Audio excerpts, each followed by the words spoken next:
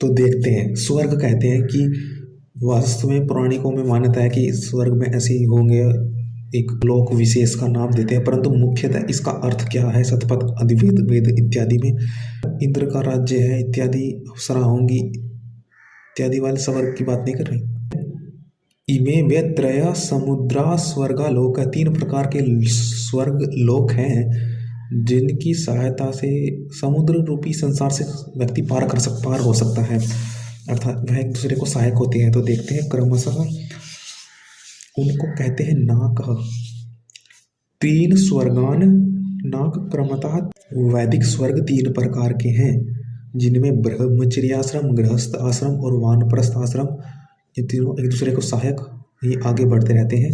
और संन्यास आश्रम स्वयं की ओर जाने के लिए यह तीनों स्वर्ग हैं। स्वयं मोक्ष को प्राप्त करने के लिए तीनों स्वर्ग सहायक हैं, अपने गुणों को जानने के लिए, अपने बढ़ती होने के लिए, इसलिए 3 स्वर्ग हैं। ऋषि दयानंद ने संस्कार विधि में कहा गया है कि नाकम क्रम है ना, 3 स्वर्ग क्रम है। इसमें वानप्रस्थ आश्रम के प्रकरण में ऋषि दयानंद ने लिखा है कि द्वितीय स्वर्ग वानप्रस्थ है, पहला स्वर्ग ब्रह्मचर्य आश्रम है। शतपथ ब्राह्मण स्वयं खुद कहता है इमम वे त्रय, अर्थात पृथ्वी, द्यो और अंतरिक्ष 3 समुद्र हैं, यह 3 स्वर्ग समुद्र हैं। विवाह संस्कार के अथर्ववेदी एक मंत्र में पति को द्यो कहते हैं और पत्नी को पृथ्वी, ये आपको भी ज्ञात है। द्योरम पृथ्वी त्वम, मैं द्यो हूँ, पृथ्वी तुम पृथ्वी हो। अथर्व यह है कि इसमें हम समझ सकते हैं कि द्यो पृथ्वी रूप होकर के वह चमकता है, द्यो सूर्य लोक, प्रकाशक लोक, तो हमें प्रकाश जैसे कि पृथ्वी द्यो में मिल करके अंतरिक्ष में दोनों मिलते हैं। जिस प्रकार अंतरिक्ष में पृथ्वी और द्योलोक दोनों ठहरते, तो ठीक उस पर अंतरिक्ष का नाम गृहस्थ आश्रम है। और ब्रह्मचर्य आश्रम दर्शाता है प्रथम स्वर्ग, और वानप्रस्थ द्वितीय स्वर्ग, उन दोनों का मिलन है गृहस्थ आश्रम। जिस प्रकार पृथ्वी द्यो में थी, तो ठीक उसी प्रकार ब्रह्मचर्य आश्रम रूपी द्यो पृथ्वी, जो धारा है, जो आरंभ की आधार है, जो आधार है प्रारंभ करने का जीवन, तो वह आगे भी सहायक होगा वानप्रस्थ आश्रम में भी, क्योंकि उसमें वह भी सहायक होगा। तो क्योंकि वानप्रस्थ आश्रम जो आश्रम है उसमें ब्रह्मचर्य आश्रम की व्यवस्था भी लागू होगी, क्योंकि ब्रह्मचर्य आश्रम में हमने शक्ति जानी साधनों में, अब उन्हें वानप्रस्थ आश्रम में साधनों को भी त्याग करके स्वयं ही कैसे जी सकते हैं, अपनी शक्ति से जी सकते हैं। और शक्ति जितने भी थोड़ी बहुत साधन थे उनको त्याग करके जैसे भी साधन है हम अर्जन कर सकते हैं, स्वयं आत्मबल से जिससे भी जी सकते हैं ऐसा जी सकते हैं, परमात्मा का स्मरण करते हुए ऐसा भी जी सकते हैं, ऐसा जीते जाएंगे। तो वह उसमें ब्रह्मचर्य आश्रम से शिक्षा मिली है, तो जैसा भी है जीते जाएंगे, अपनी शक्ति को, आत्मा को जानेंगे, गुणों को जानेंगे, पर उसमें ब्रह्मचर्य आश्रम के नियमों को भी नहीं त्यागना, उसमें ब्रह्मचर्य आश्रम के नियम भी लागू होंगे।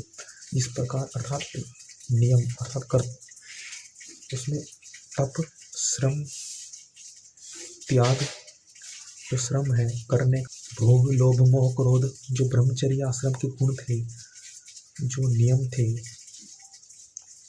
वह भी हम वानप्रस्थ आश्रम में त्याग नहीं। इसलिए यह सीढ़ी है, ये 3 स्वर्ग हैं वानप्रस्थ आश्रम से, फिर स्वर्ग संन्यास आश्रम अर्थात स्वयं को जानने, उसमें स्वयं जानते हैं तो स्वयं जानने की सीढ़ी है। तो वानप्रस्थ आश्रम जैसे भी है अपना कर्तव्य करते रहना, त्याग भाव से, अपनी शक्ति से, अपने गुणों से, अपने जो अपना बल है उस बल से बल को अर्जन करके उसका उपयोग करना, ईश्वर से जुड़े रहना। वो ब्रह्म आश्रम में इसमें भी वह काम आएगा, ईश्वर की मुख्य रूप से ईश्वर से जुड़े रहना। तो यह वानप्रस्थ आश्रम में भी आपका सहायक है, आश्रम आपको ले जाता है, यह स्वर्ग सुख है, ये ईश्वर से जुड़ने रहने का फिर हमें सुख मिलता रहता है, फिर हम अपने को जानते हैं। तो यही है कि गायत्री मंत्र से ईश्वर का जप करता है वानप्रस्थ ब्रह्मचर्य आश्रम से, और वह वानप्रस्थ में भी गायत्री मंत्र इत्यादि तथा ओम से जुड़ा रहेगा। और गृहस्थ में कहा गया कि वो पवित्र व्यक्ति ही गृहस्थ में जा सकता है। आश्रम में मैं अच्छे के लिए दुख भी सहन कर सकता हूँ। तो ईश्वर से जुड़ा हुआ है और वह हष्ट-पुष्ट व्यक्ति, श्रेष्ठ व्यक्ति ही संन्यास आश्रम में जा सकता है, क्योंकि वह बीच का है। अगर वो सीधा वानप्रस्थ में नहीं जा सकता तो अर्थात गृहस्थ में अच्छाई ग्रहण करे, सुख ग्रहण कर ले, फिर उस सुख को स्वयं से अर्जन करे वानप्रस्थ आश्रम में। अब उस सुख को त्याग करके स्वयं के बलबूते उस सुख को अनुभव करेगी। सुख ऐसा ऐसा संसार में है, अब उस सुख को स्वयं से अनुभव करें। अब उस सुख को स्वयं अनुभव करते हुए स्वयं के माध्यम से वैसा ही सुख प्राप्त करें, जिसे भी अवस्था में सुख को प्राप्त करते रहे वानप्रस्थ आश्रम में अपनी शक्ति से। तो सामर्थ्य का ज्ञात हुआ, अब साफ शक्ति अर्जन की गृहस्थाश्रम में उस शक्ति का वानप्रस्थ आश्रम में उपयोग किया, अपने गुण से दिया, अपने आप से दिया, अपने आप को जाना। ये वानप्रस्थ आश्रम होता है। तो हष्टपुष्ट व्यक्ति ही गृहस्थाश्रम में जा सकता है, और वानप्रस्थ आश्रम में प्राणायाम से शुद्धि होगी इसकी, तभी वह अपने आप को जान पाएगा। तो ये 3 प्रकार के स्वर्ग होते हैं।